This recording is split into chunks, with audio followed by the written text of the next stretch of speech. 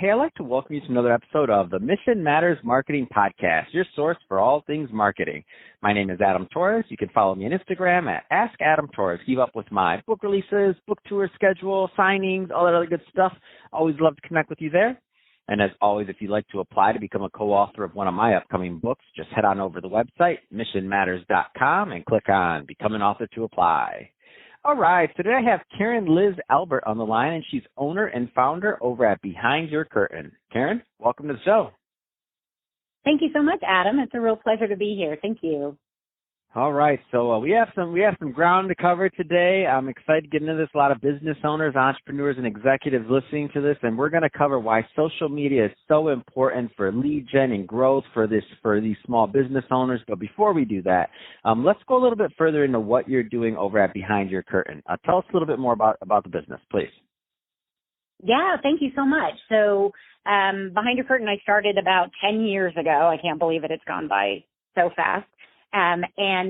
What I do is I work one-on-one with real estate professionals, authors, small business owners, entrepreneurs to help them to understand how to effectively and strategically use social media so that they no longer are mistaking activity for progress, which we tend to do on social media, and help them actually generate some leads and see some return on their efforts so they're able to connect with 100% of the people that have a demand for what it is that they have to offer, and then actually converting them into customers. And I love that, and I think that's a great transition. So let's just dive right into today's topic. So why small business owners really need social media for lead gen and growth? So I think a lot of people at one point thought, and maybe still do listening to this, depends on what camp you're in, think that social media is just there for to plan or this that. They don't necessarily take it serious yet for their business. I mean, where do you want to start with this topic? It's a big one. It is a big one. Yeah, absolutely. And I think I'll start with,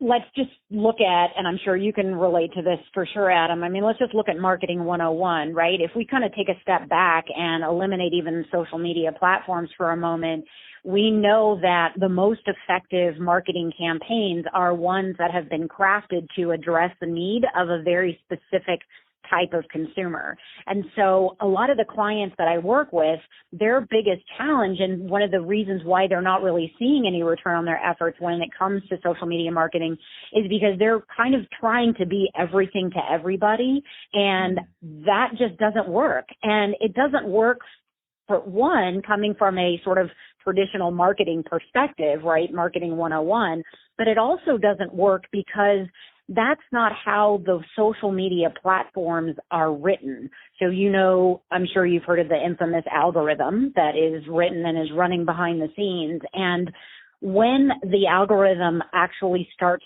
to become your friend, as opposed to the not so friendly because it's not letting anybody see your content, which is the problem most of the business owners that I work with have when they hire me. So to get the algorithm to start to actually become an extension of your marketing team, you have to be really clear on the who, because that's how the algorithm is written. Facebook, for example, its number one priority is to make sure that it keeps the Facebook user community happy. It actually really doesn't even care about the business pages at all. And so in an effort to keep the user community happy, the algorithm is monitoring the behavior and activity of every single user, and it's monitoring the activity so that it can start to get a sense of what is it that makes that particular user happy. And it knows that based on the user's activity of the pages it likes, the posts it likes, and comments and shares. So over time, it can start to sort of get a sense of, okay, I get a sense of what this particular individual Facebook user likes and what feels like it adds value to their user experience. And so, the analogy I use is Sally, the Facebook user who loves watching the cute puppy videos, right? So the algorithm's like, great, I know exactly what Sally likes. So then the algorithm goes and scans the millions of business pages that are out there looking for business pages that produce cute puppy videos so that it can then organically start to show more of the cute puppy videos to Sally. And you may have experienced this yourself, Adam, where you've been on Facebook and all of a sudden there's posts showing up on your personal news feed from pages that you didn't even know about. And this even cascades outside of Facebook. So you go surfing Google for a new pair of shoes, and then guess what shows up on your newsfeed? So there's a lot of money that is being invested by these social media platforms to do data mining and analytics and profiling. And so when you get really clear on who it is that you want to put your marketing message in front of, that's when you start to see the leverage of the algorithm work for you. And so when you can kind of, you've probably heard the riches in the niches, right? It's kind of true from the marketing side, but it's really true when you want to look at how can you effectively use these social media platforms. And so that's kind of always step one, is helping them to understand. I'm not just saying let's get clear on your niche or your ideal market just because we want to write some campaigns. That's actually what you need to do in order to see some return on the efforts when you're using these social media platforms. And it's incredibly powerful if you can really feed the algorithm, quote unquote, with being really clear on who you want this content to show up in front of, and you're catering your content to that who. That's when you're really going to start to see the benefit of it. I had a chiropractor that hired me years ago back in Los Angeles that was really struggling with social media. And so, my first question, I asked him, who's your ideal niche market? And he looked at me like I was crazy, like, hello, spine, neck, back, everybody, right? So I said, okay, well, that's probably why his social media isn't really working for you. So we actually spent some time looking at his existing customers, and we discovered that he had been treating women between the ages of 55 and 75 that were suffering from fibromyalgia. So that's a niche right there. So what he did is he put together a $100 unlimited treatment package. I use the top social media platforms to get in front of that demographic because that's the who, right? We crafted the message to speak to their pain and problem, drove traffic to his landing page, and then he tripled his business in 90 days. And I didn't take away from him marketing to everybody, but what I helped him do is get really clear on where is there a demand for what it is that you have to offer. And then look at these social media platforms as just marketing tools, but you have to know how to use them.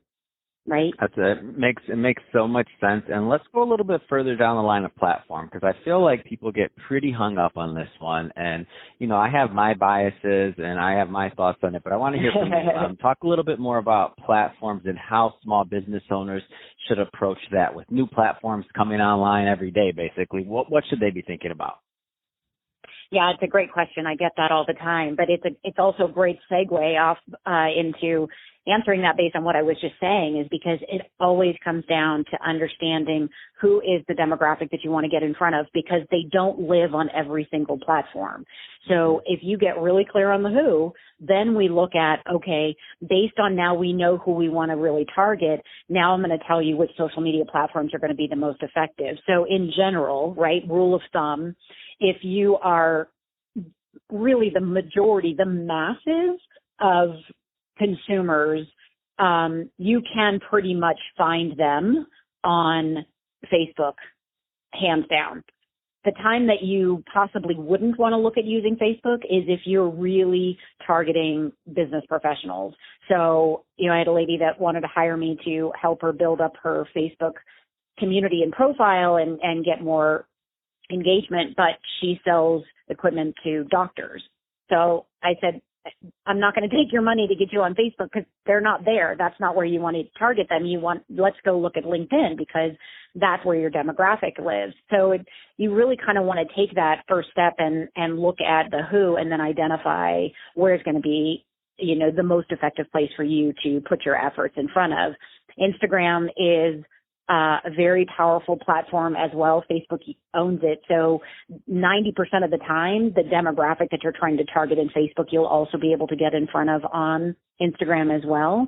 When it comes to Twitter, Twitter is a tool that I don't recommend to the traditional business owner unless they are very interested in getting in front of a male-dominant population, a sports interested-dominated demographic. If they are interested in tapping into the media and they really want to start getting the attention of media sources, there's a very specific strategy when it comes to Twitter, and a lot of business owners feel like they need to just be out there tweeting just to tweet, but it sort of becomes an effort in futility because you need to really know who is the audience that's very dominant and powerful on the Twitter platform. And then LinkedIn, like I was saying, that's really, if you're targeting professionals, hands down, you want to be on there. But even the companies that are targeting the business to consumer, so even the moms or the seniors or the young millennials, you can still use LinkedIn with a strategy of maybe not connecting to the direct consumer, but think about who are the other businesses that may cater to that demographic and use that as an opportunity and a platform to connect with those other professionals that could then potentially become lead generation sources for you. And then YouTube, the time that I really recommend YouTube, it's okay to have a YouTube channel if you want to have videos and store them on there and maybe drive traffic as a storage place for video.